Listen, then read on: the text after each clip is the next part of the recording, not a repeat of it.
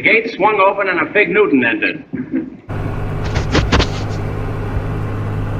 Well, I just got done working in Great Bend, Kansas.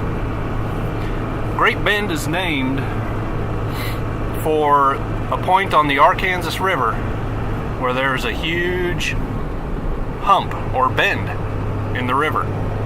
And so the pioneers named that spot the Great Bend or the Big Bend. Now, I'm on a highway that goes through town. This highway parallels the Sante Fe train tracks, which are right over there.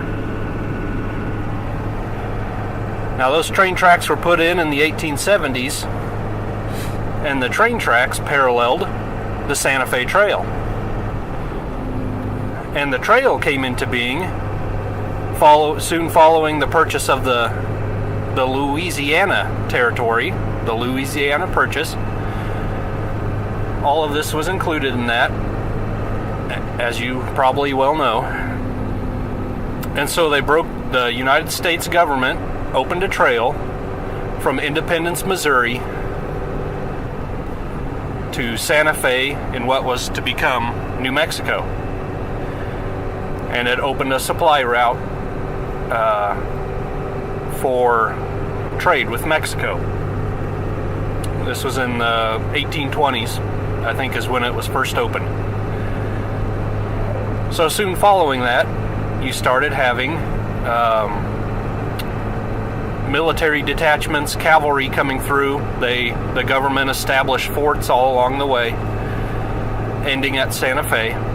And so you would have supply trains going to and from Sante Fe, and as well as pioneers. And Frontiersman, like Kit Carson, was an early one. Anyway, the trail paralleled all those trees over there. Way out in the distance is the Arkansas River. So I'm going to go to two places I want to find. One is very obvious, and that is Pawnee Rock. Pawnee Rock is a town, and there is also a point called Pawnee Rock. Now, it used to be much higher. In the 1870s, like I said, when they were building this railroad line, they mined a lot of the sandstone off the top to use for bed material and foundation material for the railroad bed. So it's much lower than it was. But it was described as a wart rising up from the green grass of the prairie. A very romantic description.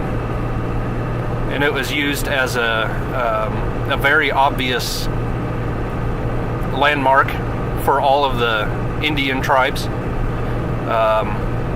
An observation post for hunting parties and Indian parties attacking wagon trains and military trains, and also attacking each other.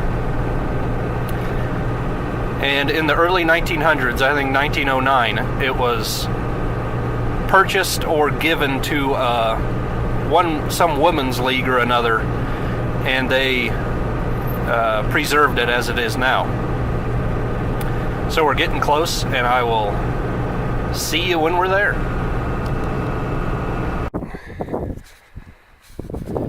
Okay, here you can read 1822 to 1872, the years of the trail, and the Daughters of the American Revolution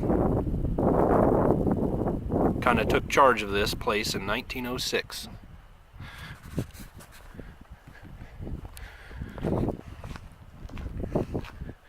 And here it is, and like I said, it was once much taller. Let's go see if we can find some old names.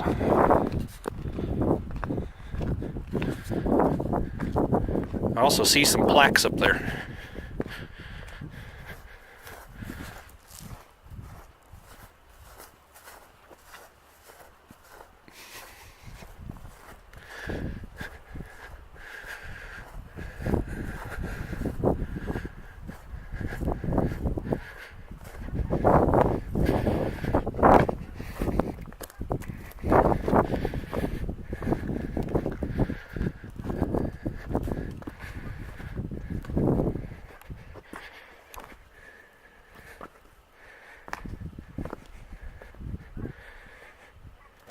A soldier coming through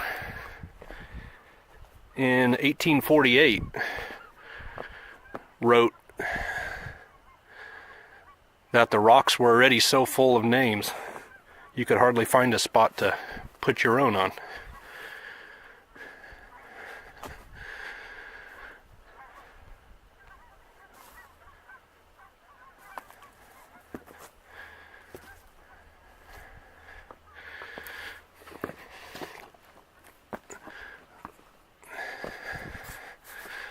There's 1877. 1910s, 14.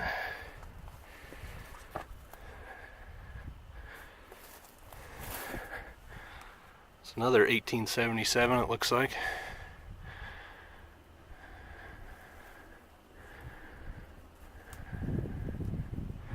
I'm going to look around a bit, and if I find some even older ones, I'll show you.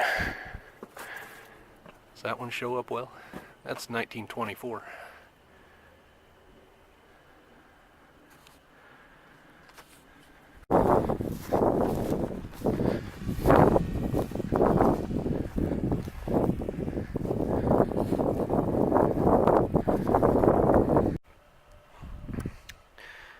Well, I haven't found any real old names, and I would assume that's because this is sandstone, and so they have over time eroded off. The oldest ones so far is still the 1877 ones, and thus they must be in a pretty well protected spot from hard rain. I'll look around a little more.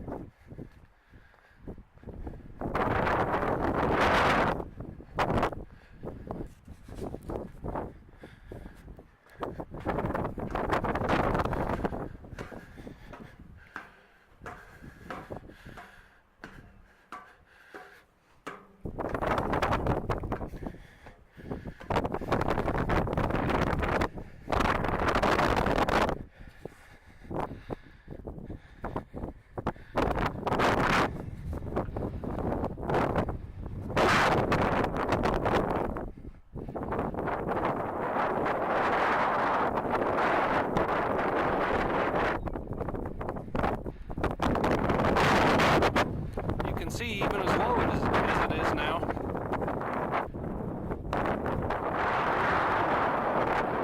it's at least 10 miles in every direction. Obviously a very useful observation point.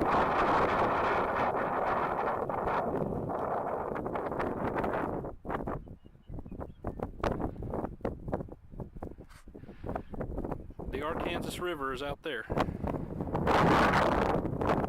all along that horizon.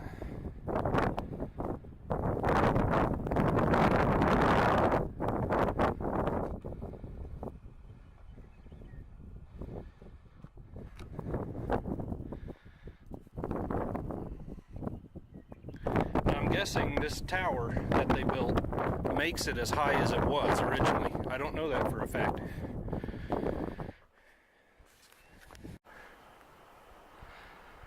I guess you can also assume that the older names would have been at the top. And then when they mined the stone for building materials, those were removed forever, unfortunately.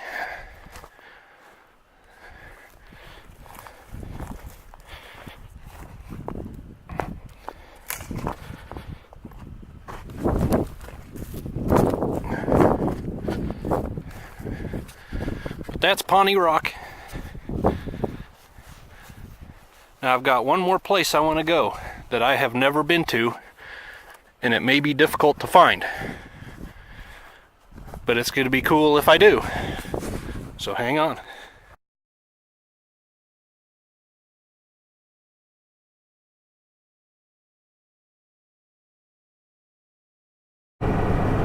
Well, I figured that while I was driving, I would just tell you what I'm looking for. In 1915, a farmer had to move his fence because a railroad line was coming through, and he had to move his fence out of the way. So he was digging new post holes down by a creek, and he hit a limestone stone or rock. Pulled it out, brushed the dirt off. It had writing on it. Ended up being a gravestone of a man who died and was buried there in 1848. So what ended up happening is they took the stone into town. The town's name was Ash Valley, which really doesn't exist anymore. And they displayed it, I think, in the window of the bakery, because the owner of the bakery was affiliated with some kind of historical society or library or something. So he had reason to protect it. Well, the president of this railroad ended up taking the stone and building a little cement monument. And they set that stone inside the monument and covered it with glass so it would be protected from the elements. Because the white limestone out here is very soft as well. And so that has been residing there ever since. And we're going to see if we can find it, because that's probably one of the older graves in the state of Kansas. And there's still speculation on what happened to the man. The Sante Fe Trail, at the point that the grave lies, is about 10 miles away. So he was probably hunting, something like that, and got attacked by Indians. And I will show you why they think he was attacked by Indians when we find it. Alright, we made it to Ash Creek. And here's the old train pilings. Going across the creek. Now these are a little newer than what they would have originally been. They were originally a wooden trestle. And then you can see in 1929 they came along and put cement in. But it actually wasn't hard to find. Right here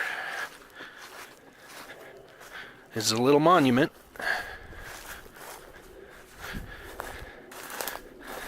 And here's the stone.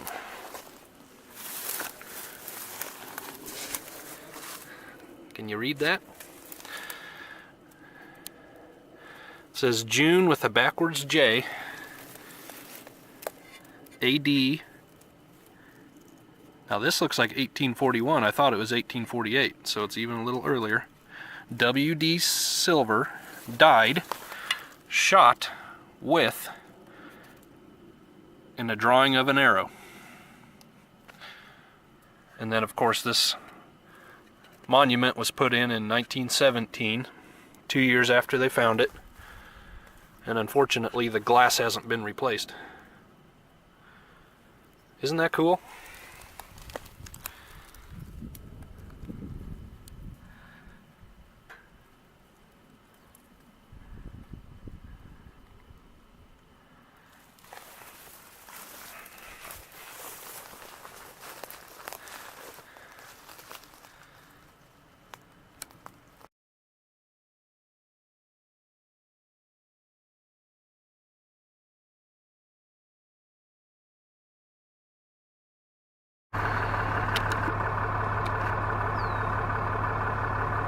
Say bye. Bye-bye. We're leaving.